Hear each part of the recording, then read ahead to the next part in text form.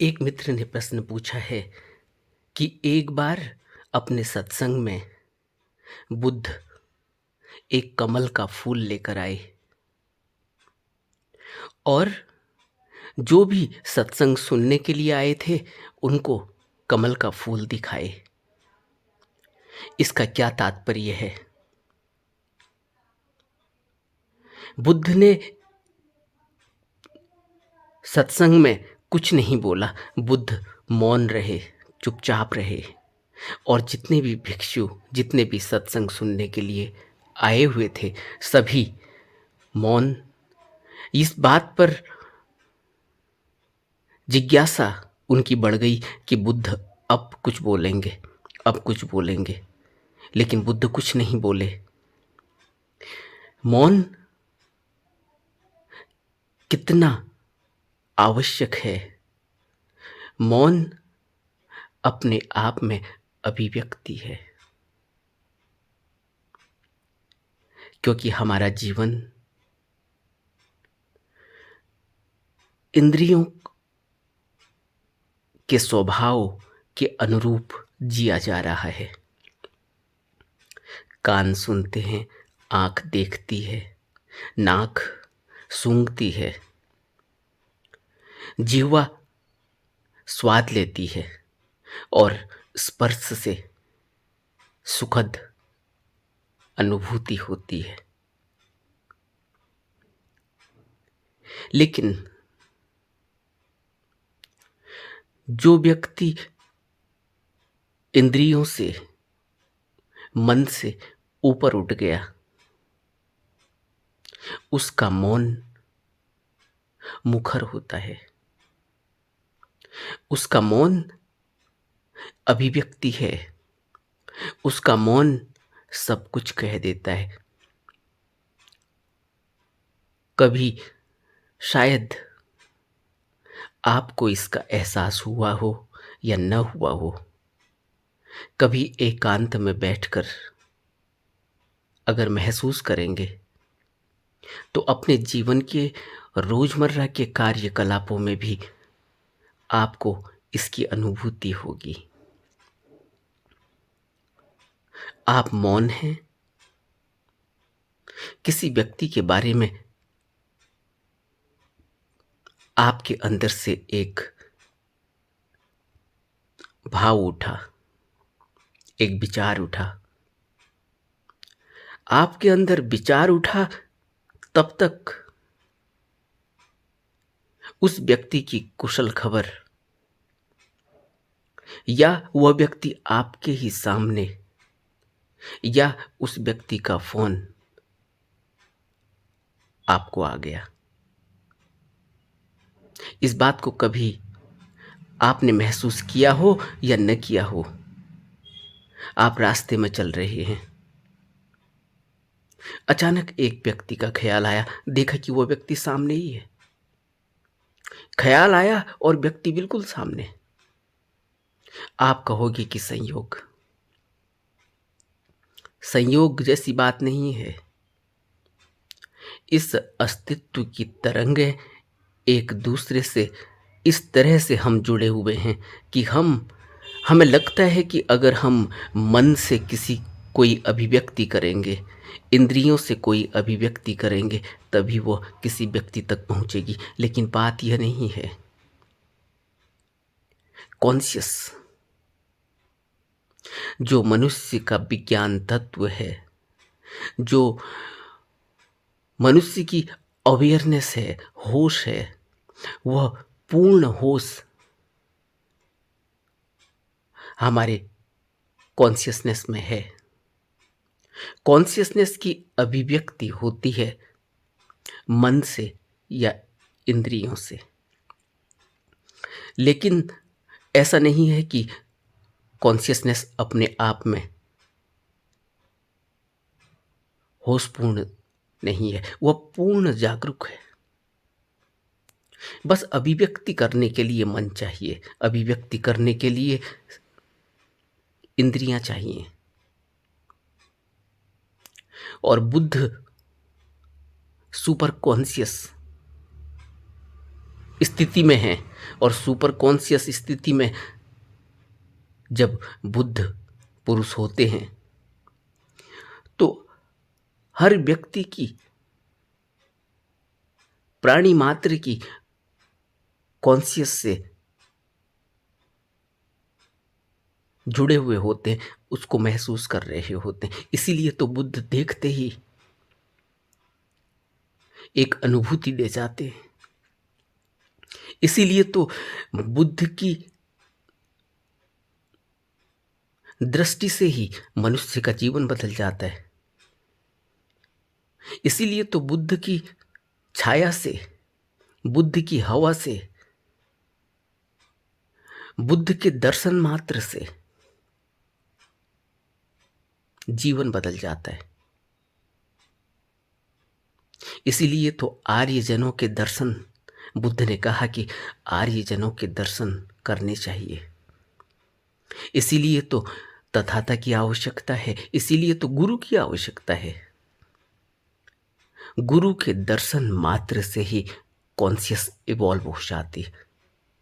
हम बहुत दबी हुई कॉन्शियस में जीवन जीते हैं। हमारी कॉन्शियस तो हमारी मानसिक विकारों और मन के अंदर लगे हुए संस्कारों से, मन के अंदर लगे हुए धर्मों से, चित्त में जितने भी धर्म, जितनी भी आदतें, जितना भी स्वभाव जुड़ चुका है, उससे पूरी तरह से दब गई है। और बुद्ध एक कमल की तरह हैं। इसीलिए तो बुद्ध कमल का फूल दिखाते हैं। कमल एक अभिव्यक्ति है कि इस संसार में कमलवत जीवन जिया जा सकता है। कमल बिल्कुल ही नूतन, कोमल, जिसमें से सुगंध उठ रही है, और वह गंदे तालाब का हिस्सा है, लेकिन गंदे तालाब का हिस्सा होने के बाद भी गंदे तालाब से अछूता है, आसमान की तरफ खिलता है। और कमल का फूल बुद्ध दिखाते हैं अपने भिक्षुओं को कि जीवन इस भवलोक में ऐसे जिया जा सकता है जैसे कमल जी रहा है, जैसे कमल खिल रहा है। और जिस तरह से कमल आकर्षित कर रहा है, वैसे ही एक भिक्षु का जीवन होता है, एक भिक्षु की कॉन्शियसनेस होती है, एक भिक्षु की जीवन शैली ऐसे ही आकर्षित करती है कमल की तरह। बुद्ध कमल का ही फूल नहीं दिखाते, बुद्ध कमल के फूल से पूरा सत्संग कर देते हैं। मौन स्वीकृति है। मौन अपने आप में कुछ बोलना है, लेकिन इस बोलने से मन की और इंद्रियों की कोई आवश्यकता, कोई ज़रूरत नहीं होती। मौन सीधे कॉन्शियस से कॉन्शियस का मिलन है। मौन तरंगों का तरंगों से मिलन है। मौन अंदर उतर आता है प्राणी मात्र के। और जब बुद्ध सामने हो, जब कोई सतगुरु सामने बैठा हो, तो जितने भी सत्संग सुनने के लिए आए हुए हैं, उनके मन के विकारों से ऊपर उठकर उनकी चेतना शुद्ध रूप में बुद्ध की चेतना से जुड़ जाती है। इसीलिए तो बुद्ध की अनिवार्यता है, इसीलिए तो बुद्ध की शरण लेने की आवश्यकता है। इसीलिए तो बुद्ध का पहला स्टेटमेंट यही है, बुद्धम शरणम गच्छामि। क्योंकि बुद्ध की शरण में मन झुकता है।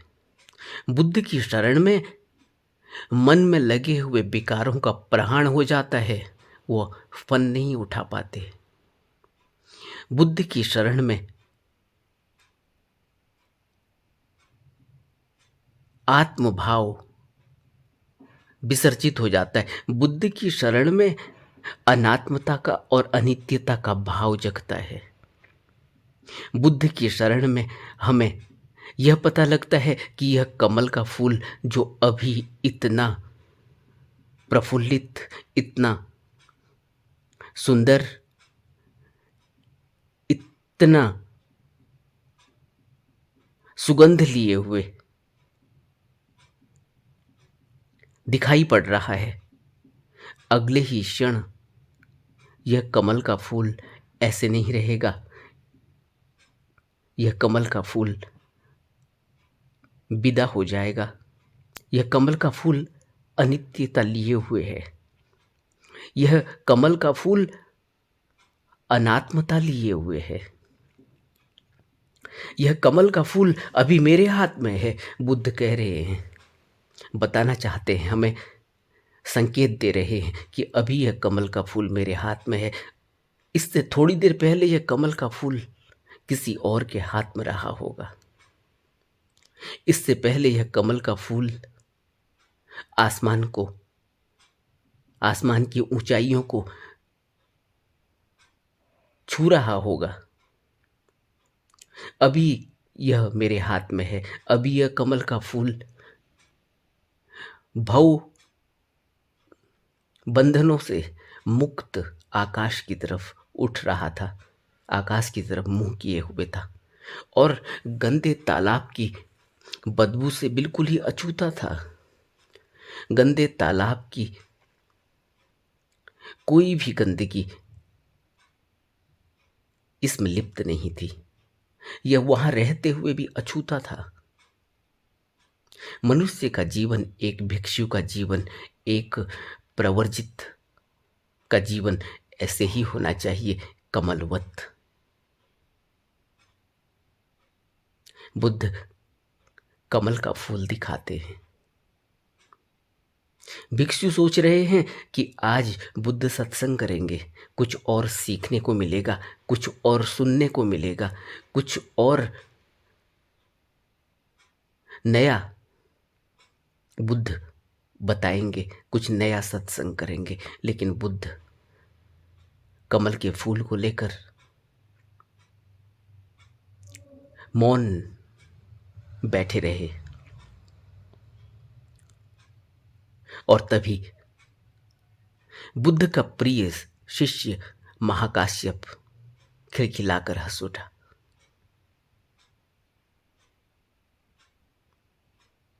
और सभी भिक्षुओं ने यही सोचा, सभी सत्संग सुनने वाले सत्संगियों ने यही सोचा कि यह तो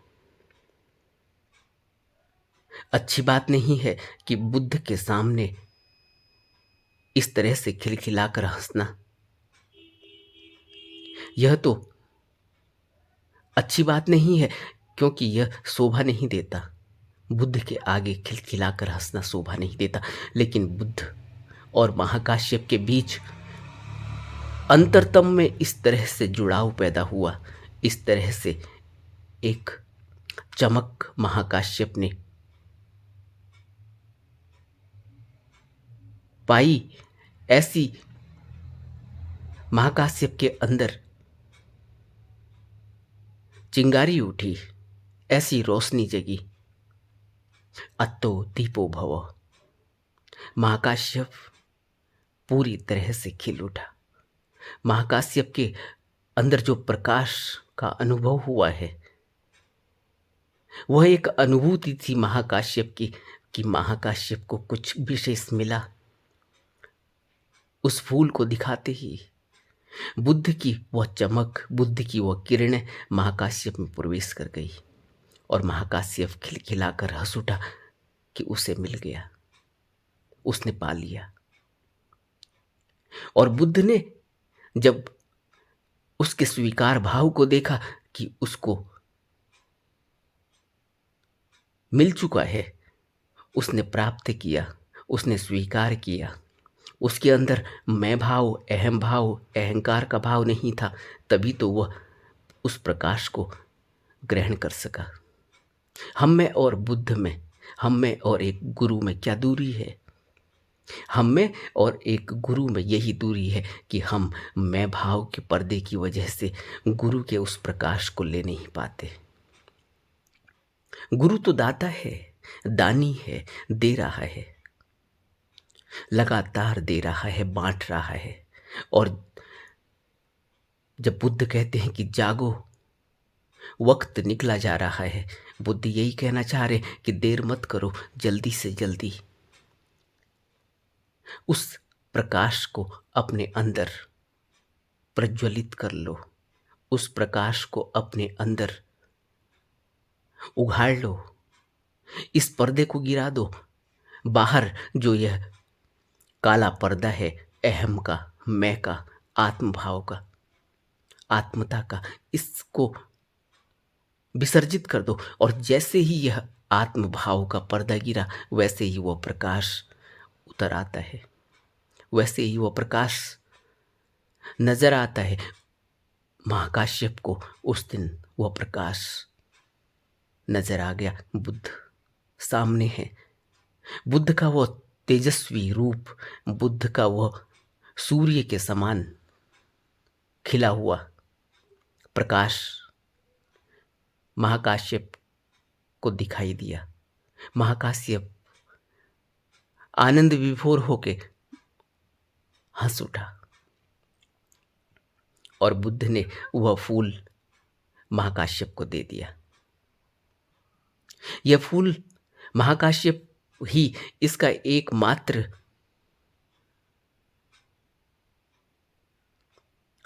पाने का हकदार है, ऐसा नहीं था। महाकाश्यप हकदार बना क्योंकि महाकाश्यप की मेहनत, महाकाश्यप का निरंतर प्रयास और महाकाश्यप के मन का गिर जाना, महाकाश्यप के धर्मों का गिर जाना, चेतना का शुद्ध हो जाना, यह महाकाश्यप की अपनी मेहनत थी। महाकाश्यप ने बुद्ध की शरण इस तरह से ली कि उसके बाद महाकाश्यप ने संसार को नहीं देखा।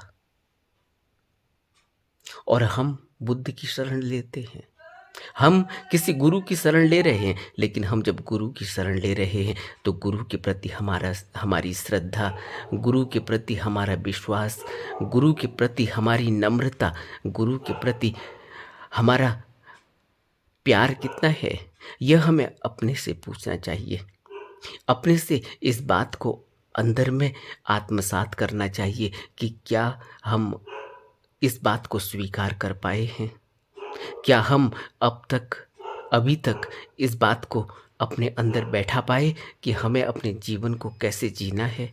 बुद्ध ने हमें क्या शिक्षा दी? बुद्ध ने हमें क्या दिया है? एक गुरु अपने शिष्य को क्या देना चाहता है? यह बुद्ध ने महाकाश्यप के जरिए सभी भिक्षुओं को, सभी प्रवर्जित लोगों को एक संदेश दिया।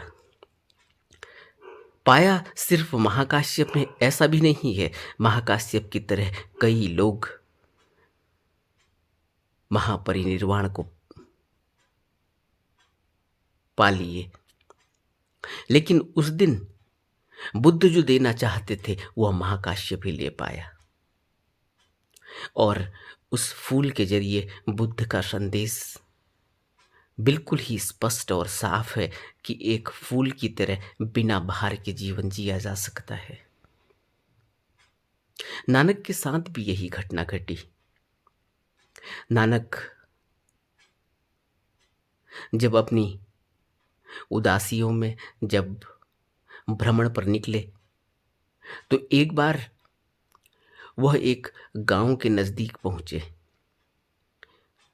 रात हो चुकी थी, उसी गांव में उनको डेरा डालना था, रात बितानी थी। लेकिन गांव के लोग नानक को पसंद नहीं करते थे। जब उनको पता लगा कि नानक गांव के नज़दीक आ गए हैं तो गांव के लोगों ने कहा कि तुम्हारे लिए यहाँ कोई जगह नहीं। तब नानक ने कहा कि मुझे कोई जगह की आवश्यकता नहीं, मेरा कोई भार नहीं है, आप चिंता बिल्कुल न करें, मैं बिल्कुल ही निर्भर हूँ, मेरा कोई भी भार नहीं है।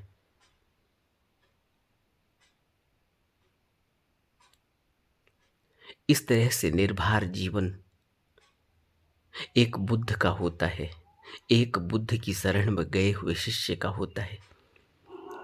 महाकाश्यप का जीवन बिल्कुल ही निर्भर हो गया, इसीलिए महाकाश्यप ने बुद्ध के बाद कमान संभाली। भिक्षु संघ के वह आचार्य नियुक्त किए गए और महाकाश्यप को जो मिला महाकाश्यप ने उसको बांटा है। एक फूल की तरह खिले महाकाश्यप। और बुद्ध यह संदेश देना चाहते हैं कि जीवन फूल की तरह निर्भर होना चाहिए। फूल सिर्फ देता है, सुगंध लुटाता है, आकर्षित करता है। बुद्ध फूल मृत्युशैया पर भी मृतक के चरणों में भी अर्पित होता है और फूल भगवान के चरणों में भी अर्पित होता है। फूल की अपनी कोई ऐसी भावना नहीं है कि क्या अच्छा है और क्या बुरा। फूल को आप किसी अस्पताल में जाकर रोगी को दे दो तो रोगी का स्वास्थ्य लाभ होता है, और उसी फूल को आप किसी मृतक के चरणों में डाल दो तब भी वह उसके लिए भावपूर्ण विदाई है। और भगवान को खुश करने के लिए भी हम भगवान के चरणों में अर्पित करते हैं फूलों को। कोई भी मंगल कार्य हो वहाँ फूलों की अनिवार्यता है। फूल आकर्षित करते हैं, फूल निर्भर हैं, फूल आत्मभाव से ग्रसित नहीं हैं। फूल लुटाते हैं, सुगंध लुटाते हैं, मधु लुटाते हैं। फूल अपनी कोमलता लुटाते हैं। फूल बच्चे से लेकर बुजुर्ग तक सबको आकर्षित करते हैं। फूल तितली हो, भौरा हो, मधुमक्खी हो, सब फूल से लूट लेना चाहते हैं। सब अपना जीवन उस फूल के माध्यम से चलाते हैं। लेकिन फूल का अपनी कोई प्रतियोगिता नहीं, फूल का अपना कोई द्वंद्व नहीं। फूल सिर्फ देना जानता है। फूल मुक्त आकाश में उठ जाना चाहता है। फूल की अपनी कोई आकांक्षा नहीं, कोई अभिलाषा नहीं, उसने तो देना ही देना है। और फूल इस संसार में भी है और भगवान के चरणों में भी है। फूल को हम भगवान के चरणों में भी रखते हैं और उसी फूल को हम एक मृतक के चरणों में भी रखते हैं। फूल कहीं भी सक्षम है स्वीकार भाव में। यही स्वीकार भाव बुद्ध हमें अपने सत्संग के जरिए बताना चाहते हैं कि बुद्ध फूल की तरह स्वीकार भाव होना चाहिए, फूल की तरह सेवा भाव होना चाहिए, फूल की तरह लुटा देने की क्षमता होनी चाहिए और फूल की ही तरह मुक्ति का संदेश हमें देना होता है, हमें देना चाहिए। फूल की तरह मुक्त होना चाहिए। कोई भार नहीं, कोई टेंशन नहीं, कोई दबाव नहीं, कोई शोर शराबा नहीं। जीवन सिर्फ देना जानता है, जीवन सिर्फ सेवा जानता है, जीवन सिर्फ करुणा और दया समझता है, प्रेम समझता है। फूल प्रेम की भाषा है। बुद्ध हमें उस फूल के जरिए सब कुछ आध्यात्मिक संदेश देना चाहते हैं, दिए देते हैं। और उस संदेश को लेकिन जो पकड़ने वाला व्यक्ति है वह एकमात्र महाकाश्यप था, जिसको उस दिन सब कुछ मिल गया। और बुद्ध ने महाकाश्यप को वो फूल दे दिया। महाकाश्यप ने स्वीकार किया। महाकाश्यप को उस दिन वह प्रकाश मिल गया। महाकाश्यप उस दिन निर्वाण को उपलब्ध हो गए। फिर महाकाश्यप ने उसको आगे बांटा है। एक फूल मौन के जरिए जो अभिव्यक्ति थी वह इतनी प्रखर थी कि बुद्ध ने फूल के जरिए सब कुछ कह दिया। पूरा आध्यात्म का संदेश बुद्ध ने दिया है फूल के माध्यम से, मौन के माध्यम से। क्योंकि जो भी कहा जाता है, लाओ त्सु ने कहा कि अगर सत्य को शब्दों में व्यक्त किया जाए तो वह फिर सत्य नहीं रहता, फिर उसमें झूठ सम्मिलित हो जाता है। क्योंकि सत्य शब्दों में बांधा नहीं जा सकता। सत्य के लिए कोई शब्द नहीं होते। और जब भी हम सत्य को प्रदर्शित करने के लिए, सत्य को व्यक्त करने के लिए शब्दों का सहारा लेते हैं, तभी सत्य झूठ में बदल जाता है। हम उसको सत्य ही समझते हैं, लेकिन वो सत्य नहीं। सत्य को महसूस किया जाता है, सत्य को व्यक्त नहीं किया जा सकता। लेकिन क्योंकि मनुष्य की दुर्गति इतनी हो चुकी है, मनुष्य ऐसी स्थिति में है कि जब तक उसे मन के जरिए, शब्दों के जरिए व्यक्त नहीं किया जाए सत्य के बारे में, तब तक वह समझ नहीं सकता। इसलिए शुरुआत शब्दों से ही होती है सत्य की तरफ बढ़ने के लिए, लेकिन शब्द से सत्य नहीं पाया जा सकता। इसलिए बुद्ध मौन थे। बुद्ध का यह सत्संग फूलों के माध्यम से, फूल के माध्यम से जो कहा गया, वह वही बात थी जो लाओ त्सु ने कहा कि सत्य को शब्दों में व्यक्त नहीं किया जा सकता। और सत्य फूल की तरह सिर्फ लुटाना जानता है, देना जानता है। फूल की तरह कोमल होता है, फूल की तरह सुगंध से भरा होता है, फूल की तरह प्यारा होता है। सत्य को फूल के माध्यम से बुद्ध ने व्यक्त किया, बिना शब्दों के। और लेने वाला सिर्फ एक व्यक्ति था, महाकाश्यप। और यही होता भी है। प्रश्न बार बार पूछे जाते हैं। उन प्रश्नों में यही है कि हम कर नहीं पा रहे, हम कर कैसे पाएंगे? जब तक यह मैं भाव हमारे अंदर बना हुआ है, तब तक हमें मिल कैसे पाएगा? इसलिए तो बुद्ध कह रहे हैं कि बुद्धम शरणम गच्छामि। अब प्रश्न यही उठेगा कि अगर मैं भाव नहीं होगा तो फिर करेंगे कैसे? लेकिन बुद्ध पहला ही सेंटेंस हमसे कहते हैं, बुद्धम शरणम गच्छामि। बुद्ध की शरण ले लो और फिर तुम करो। फिर तुम जब करोगे तो शरण के बाद फिर कोई मैं नहीं होता। शरण तो गुलाम की तरह होता है। शरण ले ली तो फिर गुलाम। गुलाम का अर्थ यहाँ पर ऐसा नहीं है कि हम परतंत्र हो गए, हमारे ऊपर कोई दबाव आ गया। यह गुलामी स्वेच्छा से है। यह गुलामी नहीं है, यह तो समर्पण है, आत्मसमर्पण। और आत्मसमर्पण अपने से किया जा रहा है, कोई दबाव में नहीं किया जा रहा है। तो जब बुद्धम शरणम गच्छामि कहते हैं तो यह समर्पण है, अपने को समर्पित करने की एक अभिव्यक्ति है। अपने मन को बांध लेने की संकल्प से, अपने मन को नियंत्रित कर लेने की संकल्प से। और जब हम शरण कहते हैं, बुद्धम शरणम गच्छामि, बुद्ध को हम उस अवस्था में रखते हैं जो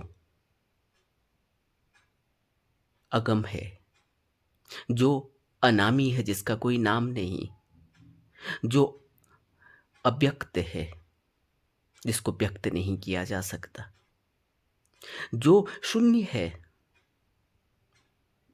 जो सब कुछ है, जो स्वयंभू है, उसको हमने बुद्ध कहा है। बुद्ध कोई एक ऐसी आइडेंटिटी नहीं है जिसको हम सिद्धार्थ गौतम कहते हैं या किसी राजा का पुत्र कहते हैं। यहाँ बुद्ध तो एक अल्टीमेट ट्रुथ को हमने शब्द दिया, उस शाश्वत सत्य को हमने शब्दों में कहा बुद्ध। हम उसे शून्य भी कहते हैं, हम उसे अनामी भी कह सकते हैं, जिसका कोई नाम नहीं। हम मौन में भी रह सकते हैं कि वह कुछ नहीं। और इसीलिए बुद्ध कहते हैं, जब बुद्ध से प्रश्न पूछा गया कि आप कहते हो कि मैं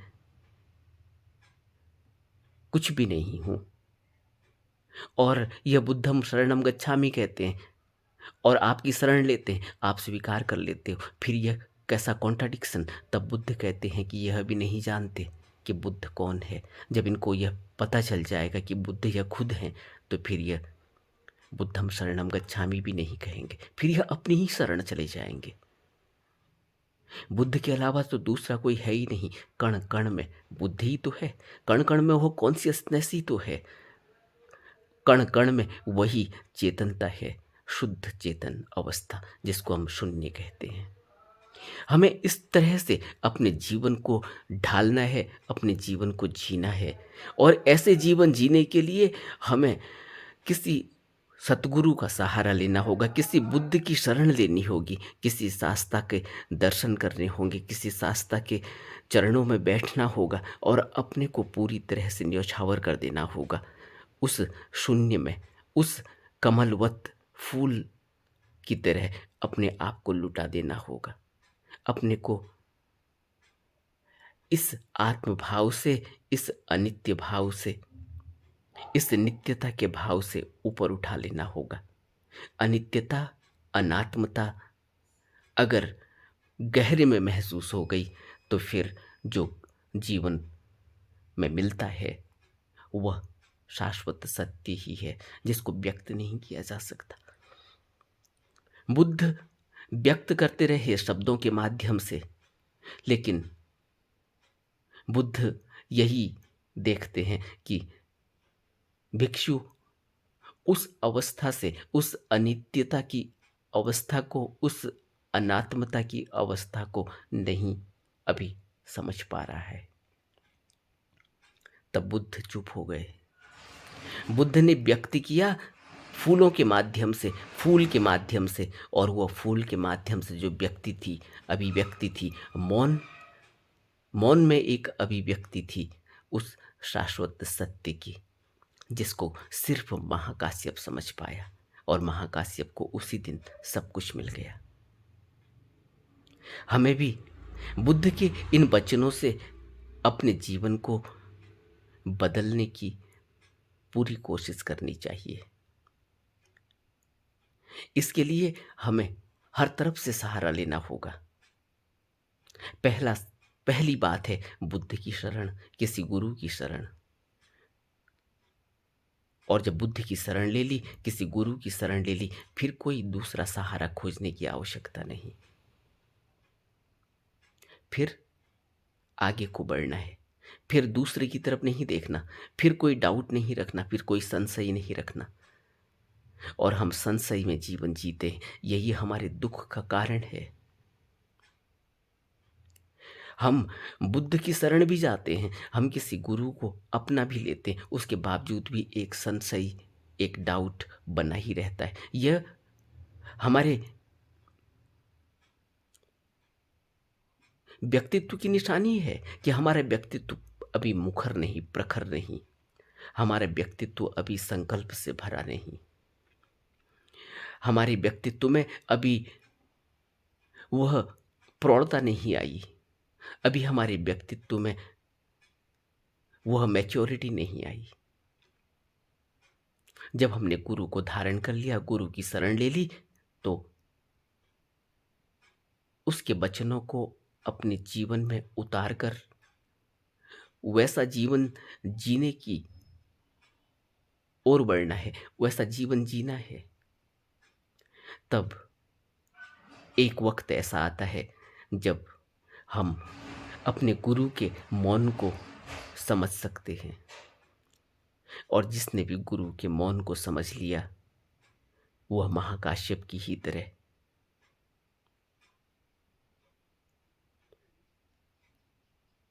सब कुछ पा लेता है।